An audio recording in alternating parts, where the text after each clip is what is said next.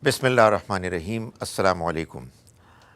We are going to do the ninth session episode of the summary of the Quran, and in this particular episode we will do Surah Al-Anfal, which is the 8th surah of the Quran and the 3rd surah of the second group of surahs. The second group of surahs comprises of 4 surahs: Al-An'am, Al-A'raf, Al-Anfal and At-Tawbah.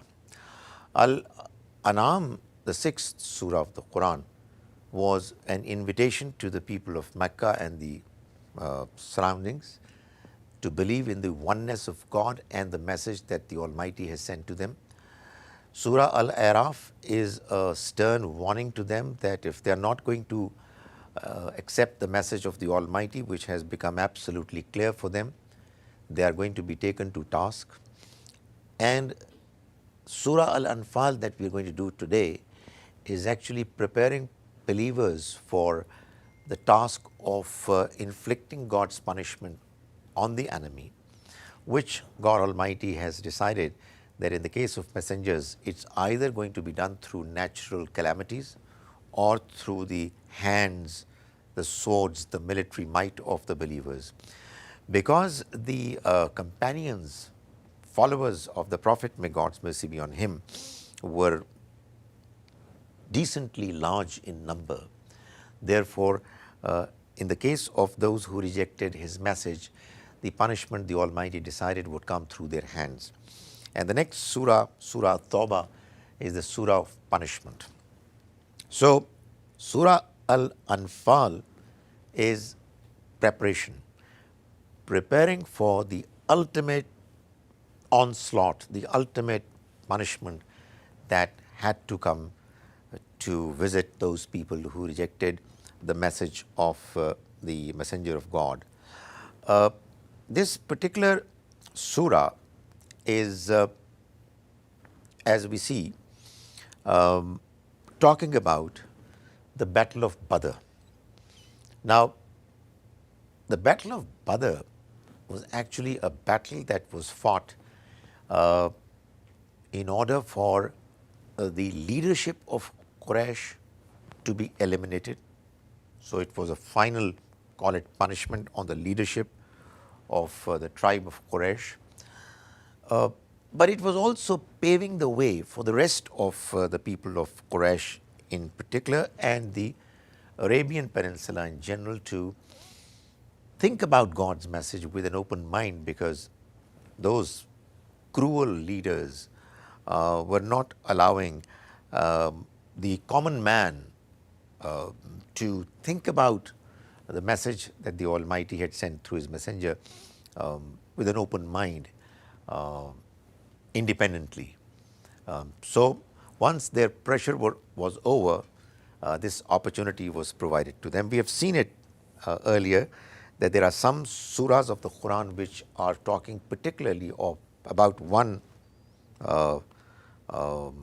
battle or another that was fought during the time of the Prophet, may God's mercy be on him. So Surah Al Imran we saw was the surah of Battle of Uhud. Surah Al-Anfal is the surah of Battle of Badr. In Tawbah we'll see that it's a surah of Battle of Hunain as well as Battle of Tabuk, and Surah Ahzab is the surah of Battle of Ahzab. Obviously quite apart from many other passages and instructions that are there in the surahs as well. So we start with Surah Al-Anfal, and what we find is that the Almighty is saying, Yas'alunaka anil anfal. They are asking you about the spoils of war.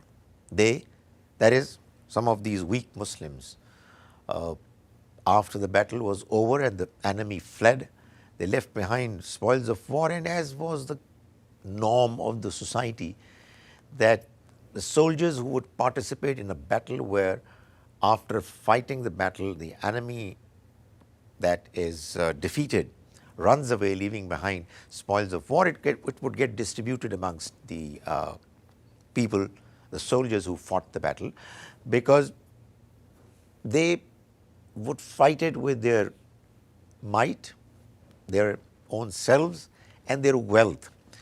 And one of the incentives used to be that when they will fight and they will win, they will be able to share in the spoils of war.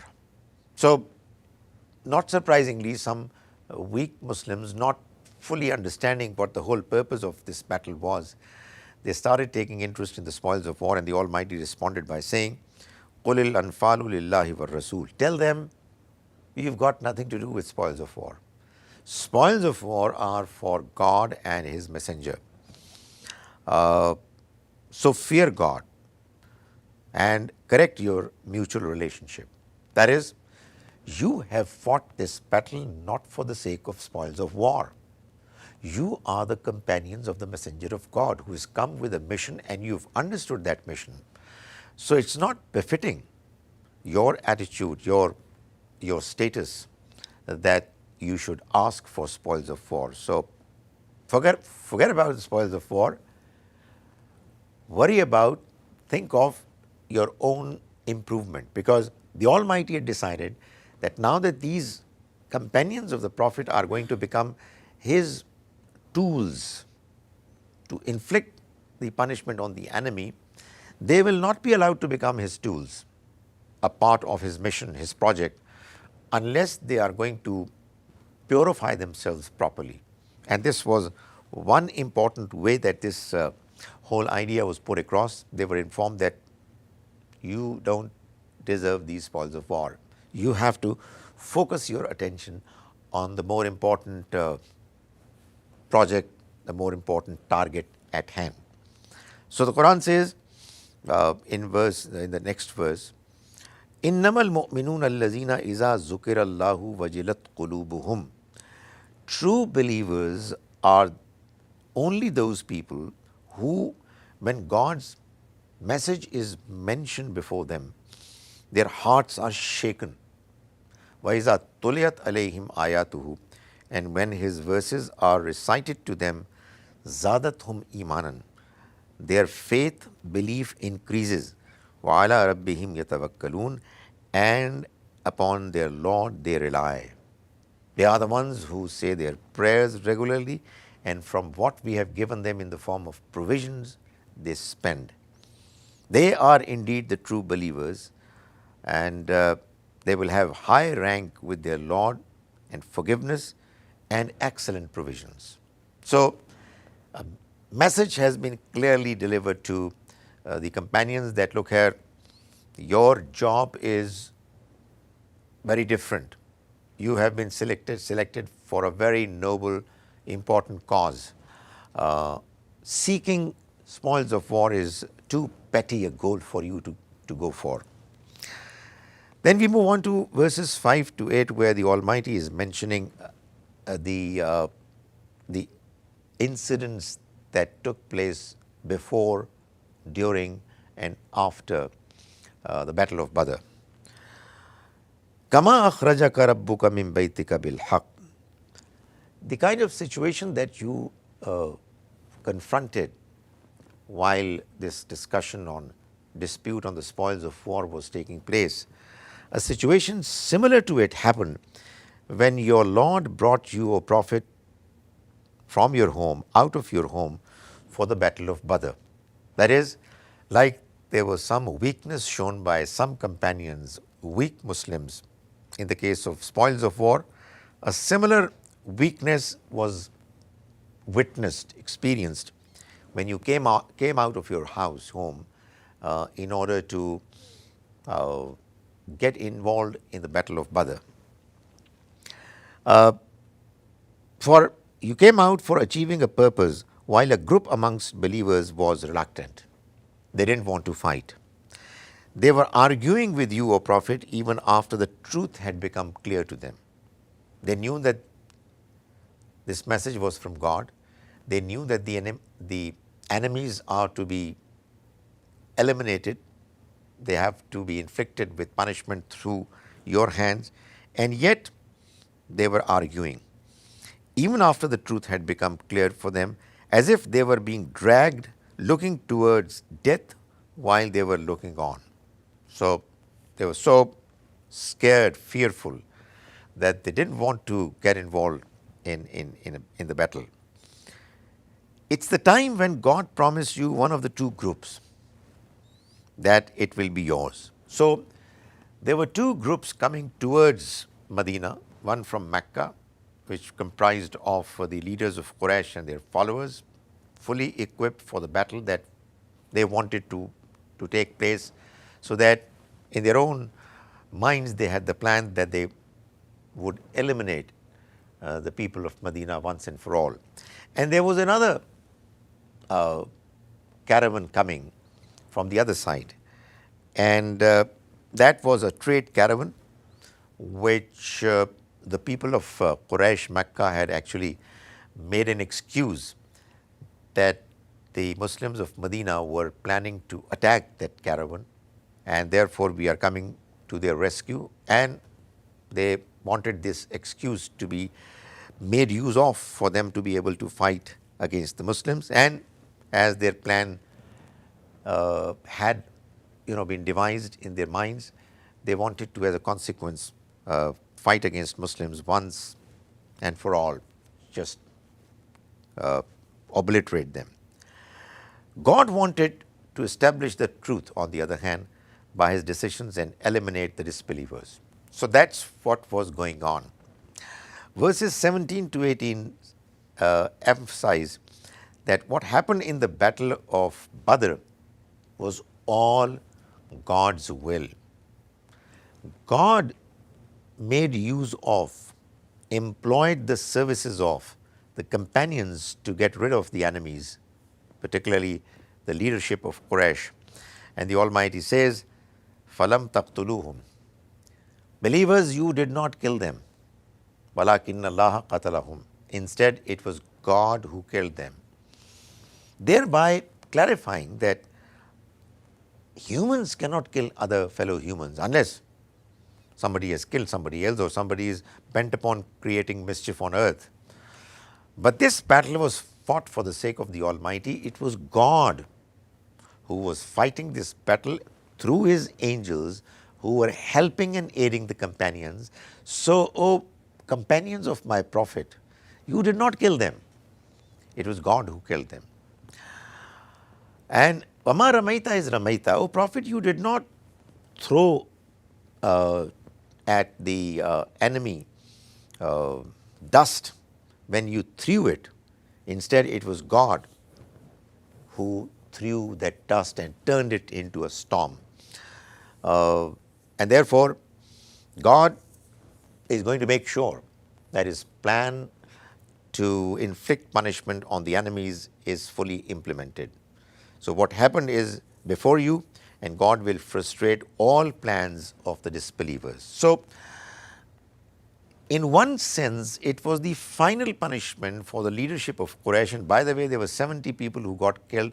All of them were people who were the high-ranking senior leaders of Quraysh. Most of them belong to that category, which is very rare that happens in wars. In most of the wars, it's the ordinary soldier who gets killed.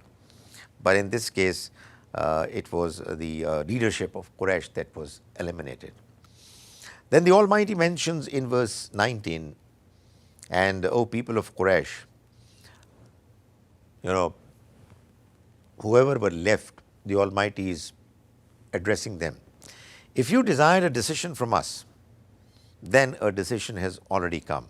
So it seems that before the battle of Badr was fought, people of Quraysh who thought they believed in God, they also thought that they pray to him, they talk to him. So they asked God to make sure that this encounter turns out to be decisive. It would decide as to who is on the right path and who is on the wrong track. So God responded to them after the battle, and he said, "If you desired a decision from us, the decision has already come. If you stop yourselves from your earlier attitude, it will be good for you." And if you will repeat what you did before, we shall repeat too. And no matter how big your group, it won't help you, and God is with the believers. So God responded to them, making it absolutely clear that they have no other way out to save themselves from God's punishment except to believe in His message, or else, like their leaders have been subjected to punishment and killed, they too are going to meet with the same fate. Verses 22 and 23 tell us what went wrong. Why is it that these people of Quraysh, the disbelievers, were on the receiving end of the battle? Why is it that they were defeated and God's punishment was inflicted upon them? The Almighty says, indeed, the worst beasts in the eyes of God are those deaf and dumb people who don't use their intellect. Inna sharrad dawab indallahi summul bukmul lazina la yaqilun. So it's because these people didn't use their intellect properly. They didn't want to know what the truth was, and therefore they indulged in activities, in behavior, attitude that was absolutely wrong and unacceptable to the Almighty. And he goes on to say, وَلَوْ عَلِمَ اللَّهُ فِيهِمْ خَيْرًا. Had God known something good in them, had He noticed something positive in them, لَأَسْمَعَهُمْ, they would have most certainly listened to God's message. So this is what the Quran keeps mentioning over and over again, that only those people get the opportunity of listening to God's message with an open mind, sympathetically, who deserve to listen to it positively with an open mind. But the Almighty says that had God known in them some goodness, khaira, la asma'ahum, He would have made them listen to the message. Walau asma'ahum. And now when they don't deserve it, if they are going to even listen to it, latawallaw, they are going to turn their backs, wahum morizun, and they will ignore it. They will not pay heed to it. Ya ayyuhallazina amanu, and now this verse 24 is saying, believers, istajibu lillahi walir rasul. You respond positively to the message, the call that is being made to you through God and His messenger. Iza da'akum, when He is inviting you towards lima yuhikum, what promises to give you life, real life.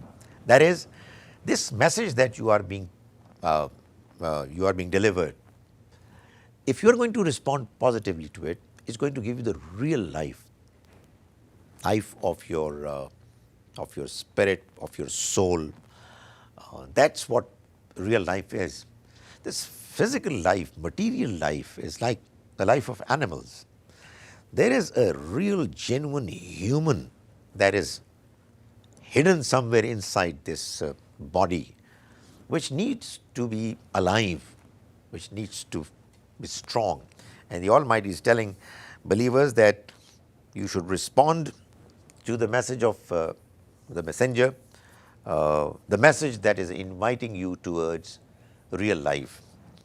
And he says, وَعَلَمُوا أَنَّ اللَّهَ يَحُولُ بَيْنَ الْمَرْءِ وَقَلْبِهِ, and be absolutely sure that God is the one who intervenes between man and his heart. وَأَنَّهُ إِلَيْهِ تُحْشَرُونَ, and that towards Him you're all going to be gathered. In other words, if you are not going to pay heed to our message and you will continue to ignore it over a period of time, we are going to stand between the message and your heart. We will not allow the message to influence your heart. We will misguide you. We will put seal on your hearts. This is what the Quran keeps saying in different ways, that The Almighty has decided a certain policy regarding who are the people who are going to get guidance and who are going to be misguided. And the Almighty is telling people who are being delivered the message that if you are not going to pay heed to the message that is being put across to you over a period of time, we will decide that we will not allow you to be guided anymore, and therefore take the message seriously. وَاتَّقُوا فِتْنَةً لَا تُصِيبَنَّ الَّذِينَ ظَلَمُوا مِنْكُمْ خَاصَّةً. And fear the fitna, fear the negative consequences of that eventuality, which is not going to come to only those people who are unfair evildoers amongst you only. That is, sometimes it so happens that if you are living in a society which is on the decline morally and spiritually, you are a good person, but you're not bothered about what others are doing, then be sure that it would not be enough for you to remain steadfast and a good person yourself unless you are doing as good as best as you can to correct your environment as well. Because if the evil ways continue in a society on the whole, then the society is going to be doomed. It will perish, it will be inflicted with the Almighty's punishment, and not just the evil people are going to be subjected to punishment, the good ones are also going to suffer from the calamity that would befall the population. So believers, be careful about it, and be sure that sometimes it so happens that God's punishment comes to a population and it punishes and inflicts his punishment, his displeasure on the entire population. وَعْلَمُوا أَنَّ اللَّهَ شَدِيدُ الْعِقَابِ, and be absolutely sure that God is severe in penalty. Then God clarifies to the people, to the believers, Ya ayyuhallazina amanu, believers, in tattaqullaha yaj'al lakum furqanan. If you continue to be God conscious, then He is going to give you a criterion. That is, He will make sure that the environment of confusion that's prevailing at the moment, the situation which is as yet not quite as clear as to distinguish right from wrong, unquestionably, that confusion is going to be over if you will continue to be God conscious. So He's going to give you criterion for Quran.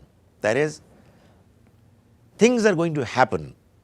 The situation is going to change in a way that to all good people, well-meaning people, it would become absolutely clear as to who are the ones who are on the right track and who are the ones who are on the wrong and following evil ways. وَيُكَفِّرْ عَنْكُمْ سَيِّئَاتِكُمْ, and He is going to do away with, remove your misdeeds, and وَيَغْفِرْ لَكُمْ, and He's going to forgive you. And God most certainly is forgiving. وَاللَّهُ ذُو الْفَضْلِ الْعَظِيمِ, and God's forgiveness, His fazl, His bounty is great.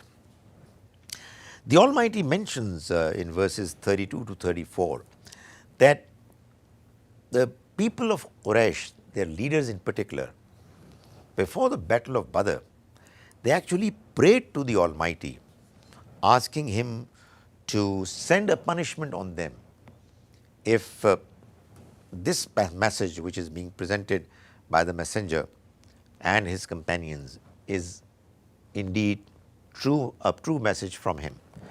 So the Quran says, وَإِذْ قَالُوا اللَّهُمَّ, and recall the time when they said, that is, the people of Quraysh said, the disbelievers said, Allahumma, O God, in kana huwa haza huwa al-haq, if this message is true and is from you, min indik, from your side, فَأَمْطِرْ عَلَيْنَا حِجَارَةً مِّنَ السَّمَاءِ, then you send to us a rain of stones from the sky, from the heavens. avitina bi azabin alim, or bring us some other severe punishment. So the Almighty responded to this demand of the enemy of the polytheists of Quraysh by saying, but God will not punish them while you, O Prophet, are amongst them. So long as you were in Mecca, this punishment didn't come to them. And, O Prophet, God will not punish them while they seek forgiveness.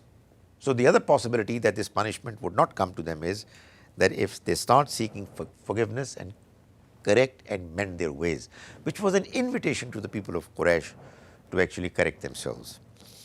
And therefore, this invitation is further extended in verses 38 and 39. The Almighty says, قُلْ لِلَّذِينَ كَفَرُوا, tell those people who have disbelieved, إِن يَنْتَهُوا, if they stop, يُغْفَرْ لَهُمْ مَا قَدْ سَلَفْ, whatever they have done before, it's going to be forgiven.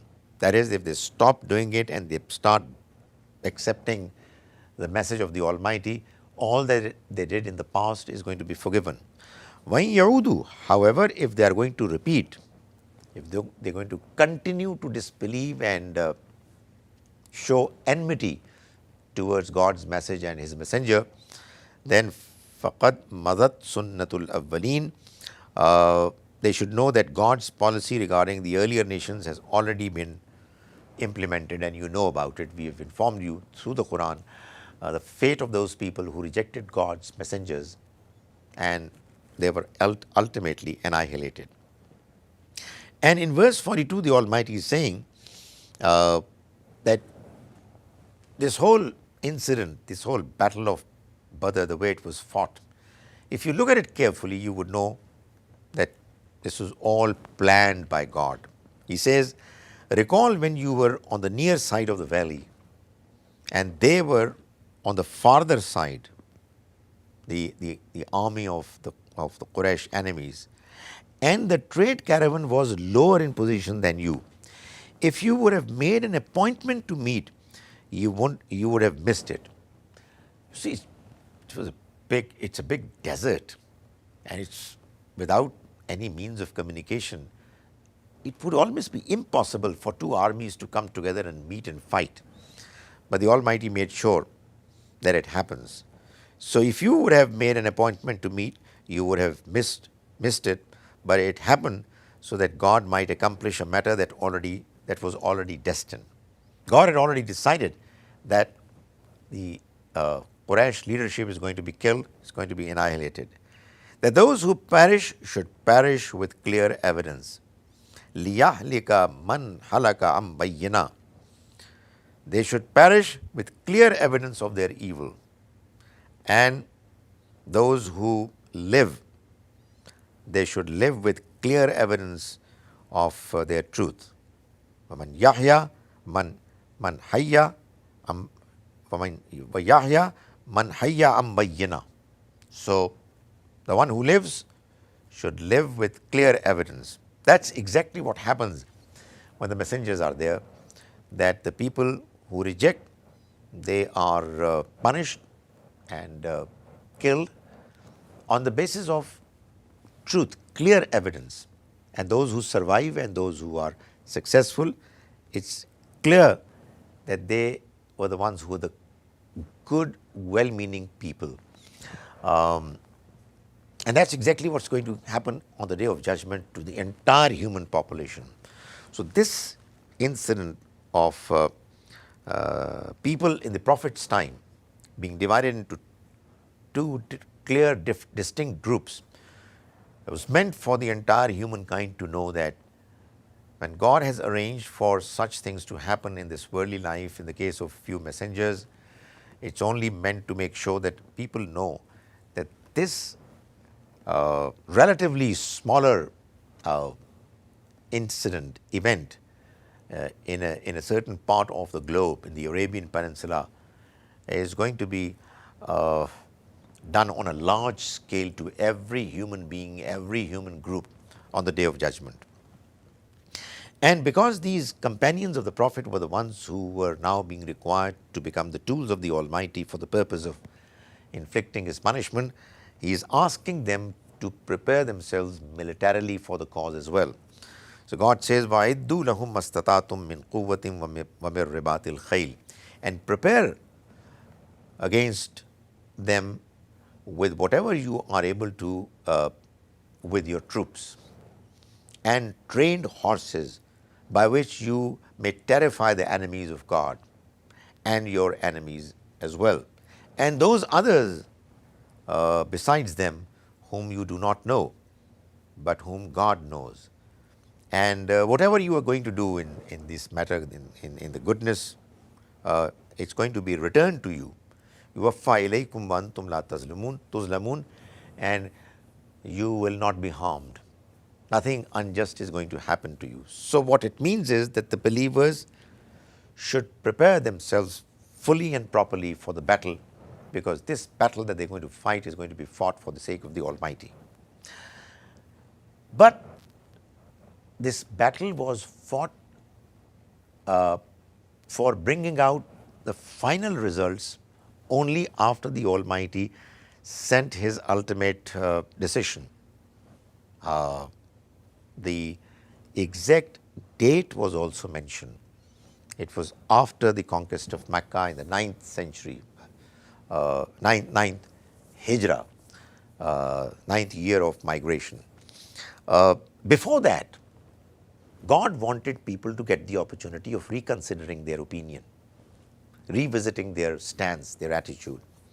So, in verses 61 to 63, He says, وَإِن جَنَحُوا لِلسَّلْمِ فَاجْنَحْ لَهَا وَتَوَكَّلْ عَلَى اللَّهِ. If they incline to peace, then you too incline to it. That is, we are not interested in battle unless it becomes absolutely unavoidable. So if they are showing interest to come to peace and to consider the message of God and to accept and believe in it, go ahead, O Prophet and the companions of him. You also incline yourself to peace. And God says, Innahu huwa Samiul Alim.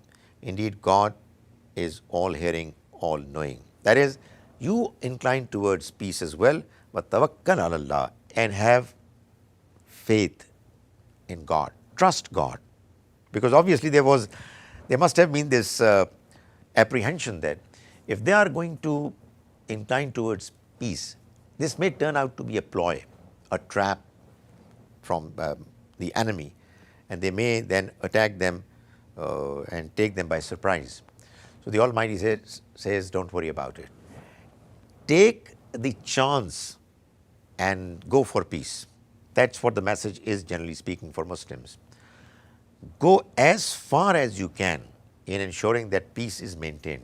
Unless it becomes absolutely unavoidable, battles and wars must not be fought. مَن يُرِيدُ أَن يَخْدَعُوكَ, and if they would intend to deceive you, فَإِنَّ حَسْبَكَ اللَّهُ, then be sure that God is going to be enough for you. He's going to take care of you. You should have good intentions and you should try as best as you can to bring them to peace. If they incline towards peace as well, go ahead and don't worry about the negative possibilities. فَإِنَّ حَسْبَكَ اللَّهُ, because God is enough for you, O believers. هُوَ الَّذِي أَيَّدَكَ بِنَصْرِهِ وَبِالْمُؤْمِنِينَ. O Prophet, He is the one, God is the one who helped you with His support, and He helped you through believers, your companions. وَأَلَّفَ بَيْنَ قُلُوبِهِمْ, and He created sympathy, concern amongst your companions, believers, with each other. لَوْ أَنْفَقْتَ فِي الْأَرْضِ مَا فِي الْأَرْضِ جَمِيعًا. Had you spent whatever was there, whatever is there upon the earth and the surface of the earth, all wealth, to enable them to come together and have sympathy for each other, you couldn't have done it. لَوْ أَنْفَقْتَ مَا فِي الْأَرْضِ جَمِيعًا مَا أَلَّفْتَ بَيْنَ قُلُوبِهِمْ وَلَكِنَّ اللَّهَ أَلَّفَ بَيْنَ قُلُوبِهِمْ. But God did it. He caused their hearts to come together, to be reconciled, to be sympathetic towards each other. إِنَّهُ عَزِيزٌ حَكِيمٌ. Indeed, He is mighty and wise. He had to accomplish His purpose, His task, and he knows his ways of doing it. And one of the things he did was that he made sure that the companions of the Prophet are caring, loving to each other. Then we move on to the verse or verses which are talking about the obligation of believers to fight against the enemy, given that they have attained a certain military strength. So the Almighty is saying, Ya ayyuhallazina amanu, Ya ayyuhan nabi, O Prophet, harridil mu'minina al qital. You motivate believers to fight against the enemy. If there are among you 20 who are steadfast, they will overcome 200. And if there are 100, they will overcome 1,000. Why? Because they are a people who do not understand. The enemies, they don't understand. They have not used their intellect. They are on the wrong path, and therefore they are weak, morally weak, and they will be scared and they will be timid. And our believers, the army of the believers, is going to be able to overcome them and inflict defeat upon them. However, after this verse was revealed, sometime later, another verse was revealed, which said, Al-an khaffafallahu ankum. Now, God has lightened your burden. وَعَلِمَ أَنَّ فِيكُمْ ضَعْفًا. And He knows that among you is weakness. That is, now He doesn't require the ratio of 1 to 10 to be considered while you are thinking of the possibility of fighting against the enemy. If you are 100, you will be able to overcome 200. And if you are 1,000, you will be able to overcome 2,000. Wallahu ma'as sabirin, and God is along with those who are steadfast. So in other words, if believers are at least half as strong militarily as their enemies, and there is a need for a battle, genuine need, like the enemy is inflicting persecution on people for following their religion. They are creating chaos, mischief. After having exhausted all diplomatic ways of bringing these people who are doing it to senses, if that's not bringing in the results, then the Almighty says that it's the obligation of believers, if they are united and they have a ruler, that they fight against the enemy. But this would only happen if their military might is at least half as strong as the enemies, or else it would not be a religious obligation. Now, before the final onslaught, the final attack of punishment, which is mentioned in the next surah, Surah Tawbah, the Almighty decided that the city of Medina is going to be the center point, the headquarter, and all believers from Mecca and elsewhere were asked to migrate to Medina to show and prove that they were believers. So migration had been declared to be absolutely essential. So the Almighty says that Innal lazina amanu wa hajaru wa jahadu bi amwalihim wa anfusihim fi sabilillah. Indeed, those who believe and have migrated and have fought with their wealth and their lives in the cause of God. Wallazina awaw wa nasaru, as well as those who gave shelter and aided them. Ulaika ba'duhum awliya'u ba'd. They are friends, brothers, allies of one another. But those who believe and have not migrated for you, there is no relationship of help and support with them. That is, migration has become necessary.